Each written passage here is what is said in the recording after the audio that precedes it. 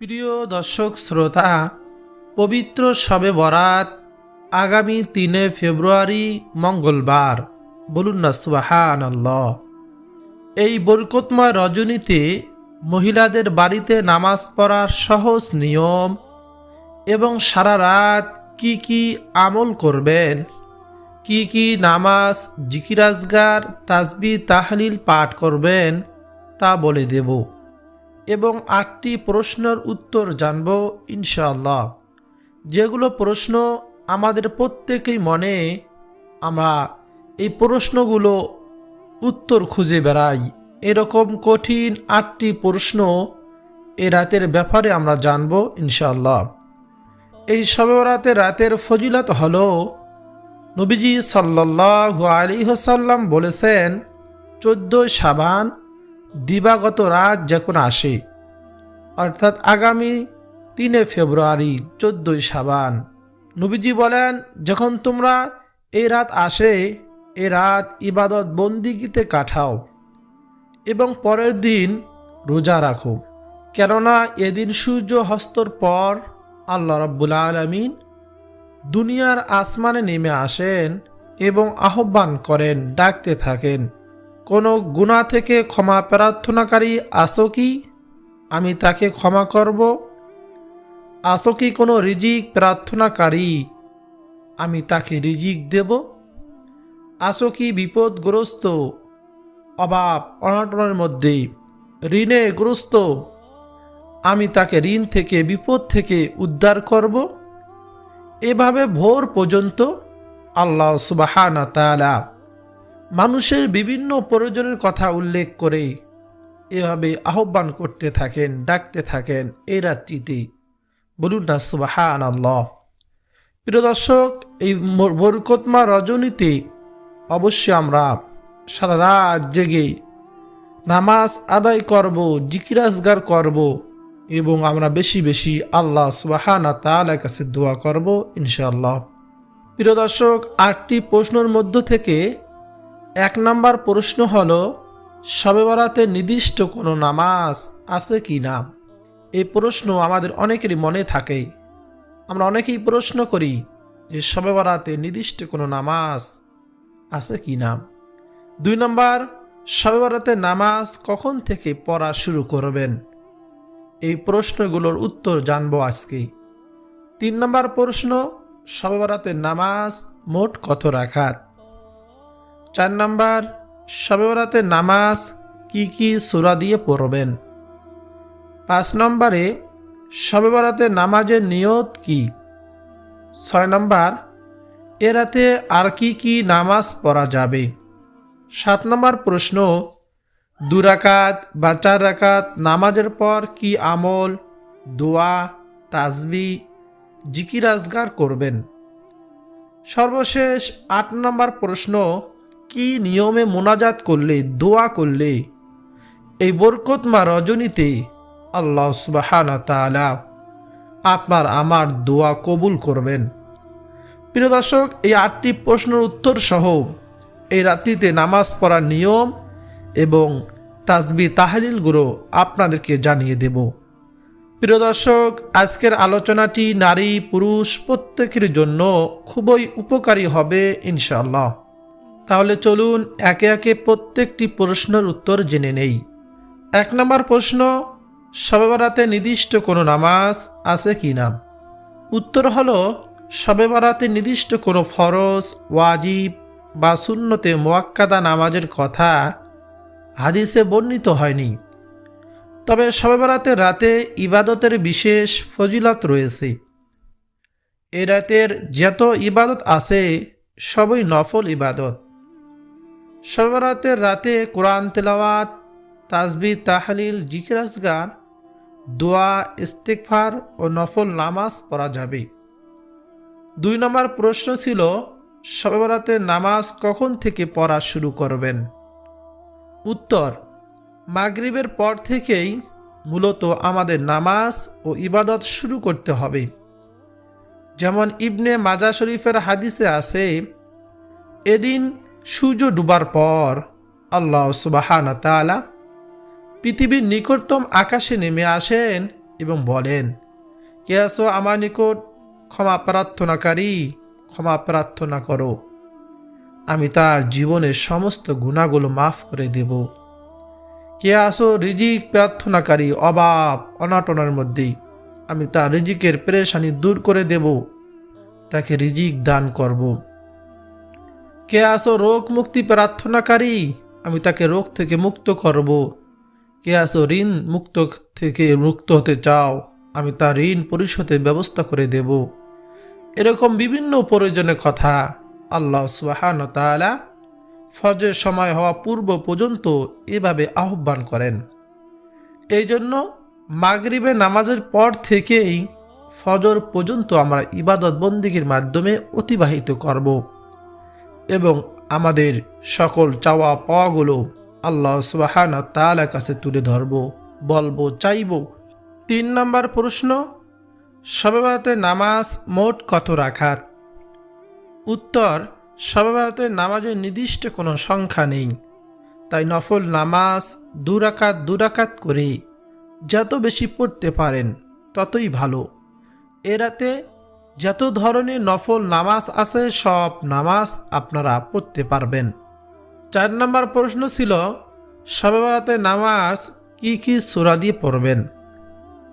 উত্তর হলো, শবে বরাতের নামাজে এখানে সূরা ফাতিহা একবার, সূরা ইখলাস 3 বার পড়তে হবে বা সূরা ওয়াকিয়া পড়তে হবে এমন কোনো কথা হাদিসে নেই। এগুলো সম্পূর্ণ ভিত্তিহীন। তাই সূরা ফাতিহার পরে যে কোনো সূরা দিয়ে আপনি যে সূরা পারেন সে সূরাই দিয়ে নামাজ পড়লেই নামাজ হয়ে যাবে ইনশাআল্লাহ, নির্দিষ্ট কোনো সূরা নেই। 5 নম্বর, শবে বরাতের নামাজের নিয়ত কি? উত্তর, শবে বরাতের নামাজের নিয়ত বলবেন, আমি 2 রাকাত নফল নামাজ পড়তেছি কিবলামুখী হয়ে, আল্লাহু আকবার। এভাবে নিয়ত করলেই আপনার নামাজটি হয়ে যাবে ইনশাআল্লাহ।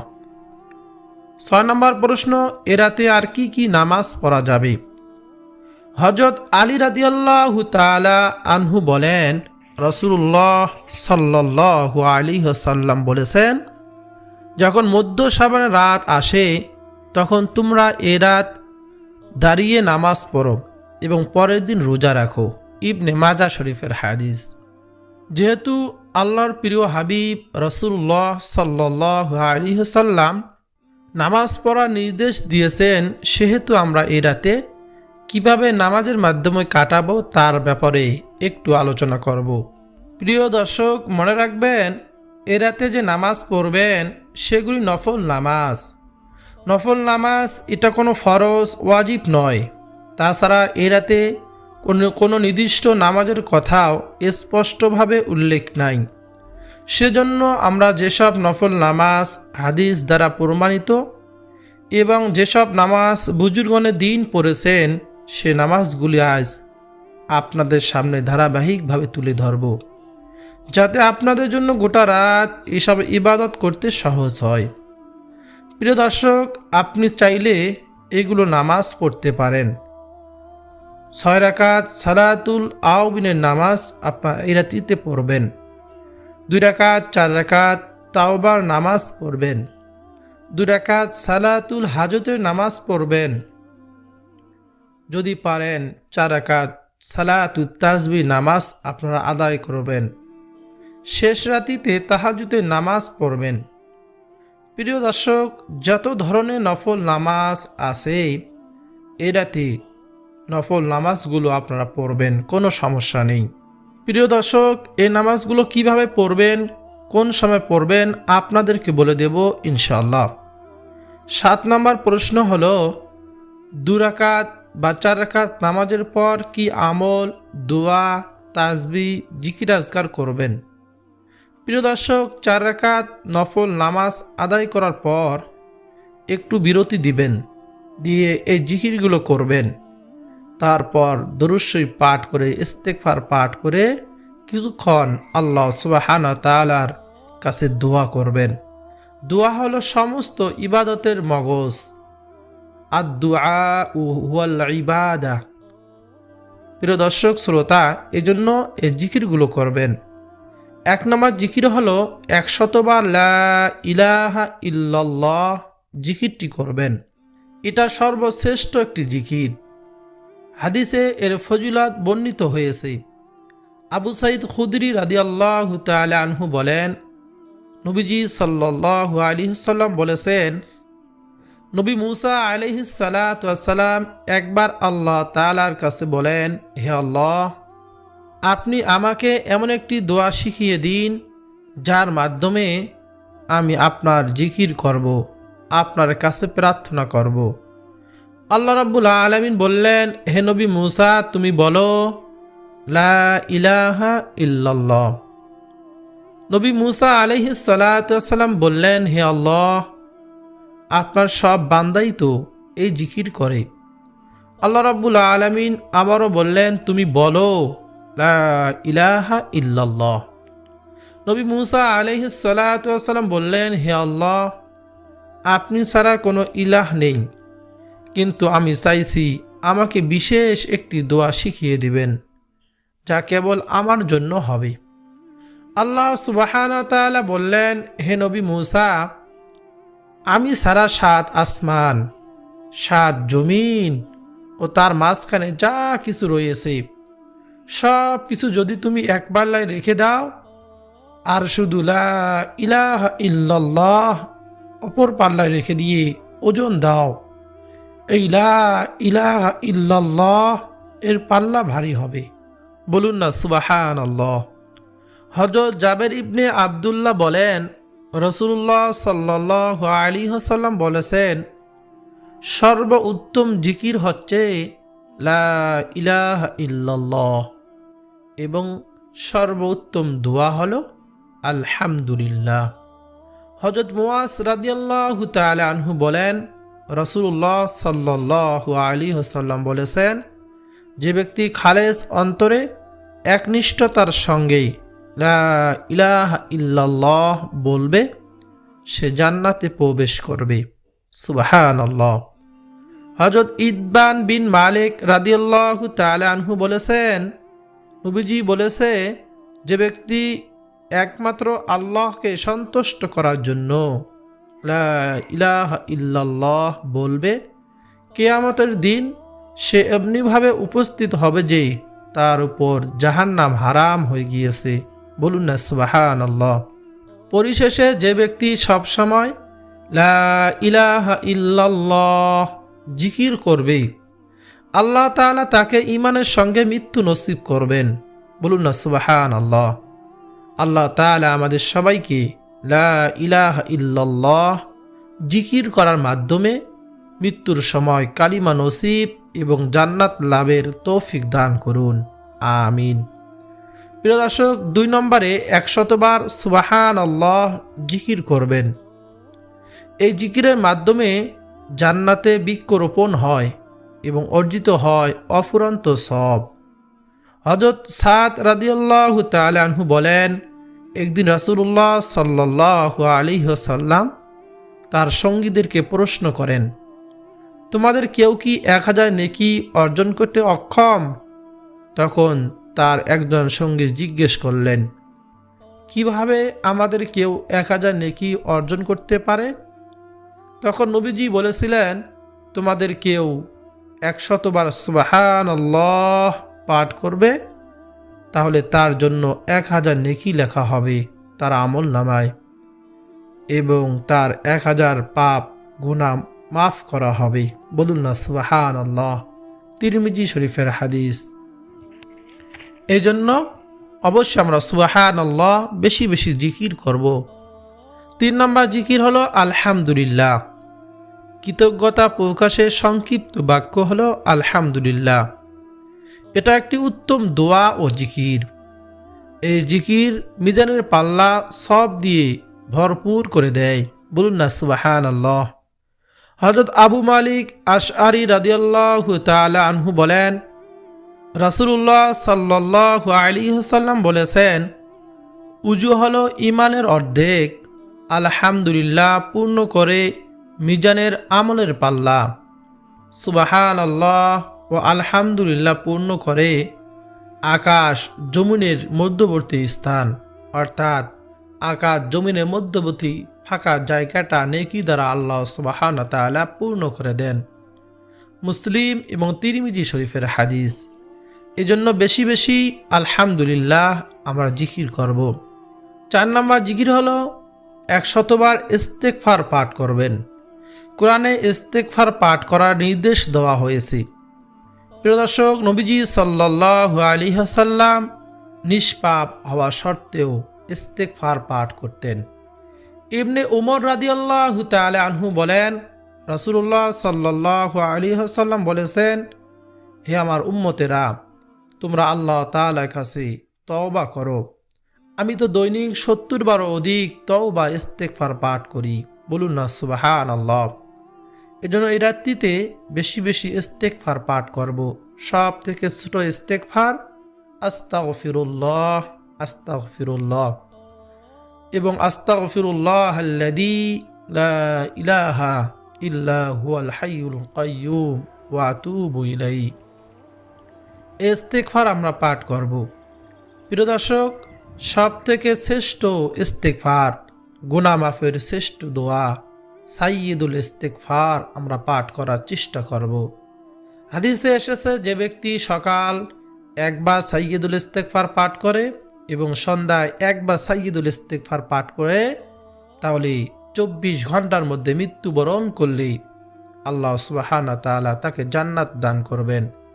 একথা বলেছেন নবীজি সাল্লাল্লাহু আলাইহি ওয়াসাল্লাম। এই গুনাহ মাফের শ্রেষ্ঠ দোয়া সাইয়্যিদুল ইস্তেগফার পাঠ করে আমরা আল্লাহ তাআলার কাছে ক্ষমা প্রার্থনা করব। এই সাইয়্যিদুল ইস্তেগফারটি হলো, আল্লাহুম্মা আনতা রাব্বি লা ইলাহা ইল্লা আনতা খলাকতানি ওয়া আনা আবদুকা ওয়া আনা আলা আহদিকা ওয়া ওয়া'দিকা মাস্তাতা'তু আউযু বিকা মিন শাররি মা সানা'তু আবুউ লাকা বিনি'মাতিকা আলাইয়া ওয়া আবুউ লাকা বিযামবি ফাগফিরলি ফাইন্নাহু লা ইয়াগফিরুয যুনুবা ইল্লা আনতা। এটাই হলো সাইয়্যিদুল ইস্তেগফার। প্রিয় দর্শক, এই সাইয়্যিদুল ইস্তেগফার দেখে দেখে আপনারা আমল করতে পারবেন। আপনার মোবাইল স্ক্রিনে গুগলে গিয়ে সার্চ দিবেন সাইয়্যিদুল ইস্তেগফার, চলে আসবে। বাংলাদেশ দেখে দেখে এই সাইয়্যিদুল ইস্তেগফার পাঠ করবেন। 5 নম্বর 100 বার আল্লাহু আকবার তার অধিক জিকির করবেন। মহান আল্লাহ তাআলার বরত্ব ও মহিমা বর্ণনা সর্বোত্তম শব্দ হলো আল্লাহু আকবার, আল্লাহ সব চাইতে বড়। এই শব্দের জিকিরে রবের সঙ্গে দীর্ঘ সম্পর্ক গড়ে তোলে।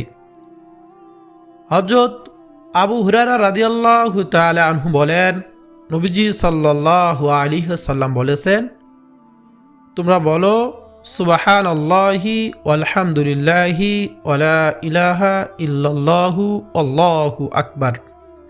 এটা হলো আমার কাছে দুনিয়ার সব জিনিসের চাইতে আমার কাছে উত্তম এবং সব কিছু জিনিসের চাইতে আমার কাছে প্রিয়। বলুন না সুবহানাল্লাহ। এবং এই জিকির আল্লাহু আকবার এবং 4টি জিকির আল্লাহ তাআলার কাছে সবচেয়ে প্রিয়। আল্লাহ সুবহানাহু ওয়া তাআলা নৈকট্য অর্জন করতে এই 4টি জিকির বেশি বেশি আমরা করব। সুবহানাল্লাহি ওয়ালহামদুলিল্লাহি ওয়ালা ইলাহা ইল্লাল্লাহু আল্লাহু আকবার। প্রিয় দর্শক, তারপর 100 বার আমরা দরুদ শরীফ পাঠ করব। আল্লাহ তাআলা নবীর শানে দরুদ পাঠ করার নির্দেশ দিয়েছেন। পবিত্র কোরআন মাজিদে বর্ণিত হয়েছে, নিশ্চয় আল্লাহ ও তার ফেরেশতারা নবীর প্রতি দরুদ পাঠ করেন। হে মুমিনরা, তোমরাও তার প্রতি দরুদ পড়ো এবং বেশি বেশি সালাম পাঠাও। সূরা আহজাব আয়াত 56। হযরত আনাস ইবনে মালিক রাদিয়াল্লাহু তাআলা আনহু বলেন, রাসূলুল্লাহ সাল্লাল্লাহু আলাইহি ওয়াসাল্লাম বলেছেন, যে ব্যক্তি আমার উপর একবার দরুদ শরীফ পাঠ করবে, আল্লাহ তাআলা তার উপর 10 বার রহমত নাজিল করবেন, 10টি গুনাহ ক্ষমা করে দিবেন এবং 10টি মর্যাদা আল্লাহ তাআলা বাড়িয়ে দিবেন। বলুন না সুবহানাল্লাহ, আল্লাহু আকবার। প্রিয় দর্শক শ্রোতা, এই জন্য অবশ্যই আমরা বেশি বেশি দরুদ শরীফ পাঠ করব। হাদিসে এসেছে যে দরুদ শরীফ পাঠ না করে দোয়া করলে সে দোয়া আসমানে আটকেই থাকে, আরশে আজিম পর্যন্ত পৌঁছায় না। এবং দরুদ শরীফ পাঠ করে দোয়া করলে আল্লাহ সুবহানাহু ওয়া তাআলা এই দরুদের ওসিলায় আমাদের দোয়াগুলো কবুল করেন। বলুন না সুবহানাল্লাহ। প্রিয় দর্শক, সব থেকে ছোট দরুদ সকলেই পড়তে পারি, তা হলো সাল্লাল্লাহু আলাইহি ওয়াসাল্লাম।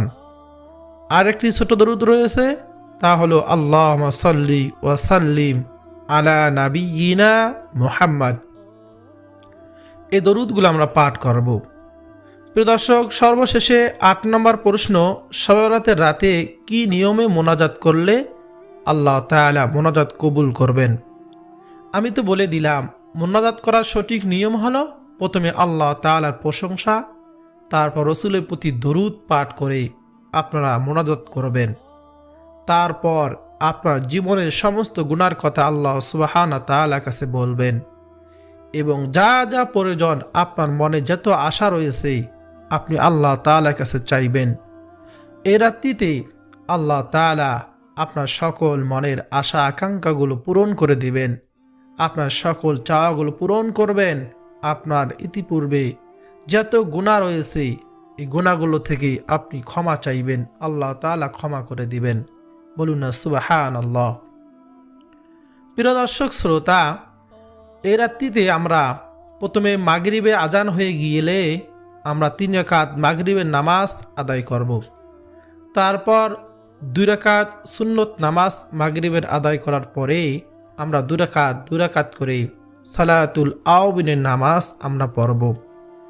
এই সালাতুল আওয়াবিনের নামাজ এর সময় হলো মাগরিবের নামাজের পর থেকে ইশায় ওয়াক্ত হওয়া আগ পর্যন্ত। এই নামাজে নির্দিষ্ট কোনো সূরা নেই, যে সূরা পারেন আপনি তাই দিয়ে 2 রাকাত করে নামাজ আদায় করবেন। অন্য অন্য সময় যেভাবে আপনি নফল নামাজ আদায় করেন ঠিক তেমনিভাবে এই নফল নামাজ আপনি আদায় করবেন।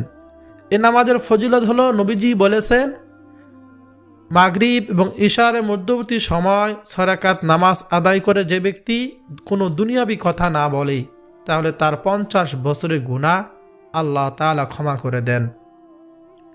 অন্য হাদিসে এসেছে 12 বছর ইবাদত করার সমান গণ্য হবে এই 6 রাকাত নামাজ আদায় করলে। বলুন না সুবহানাল্লাহ।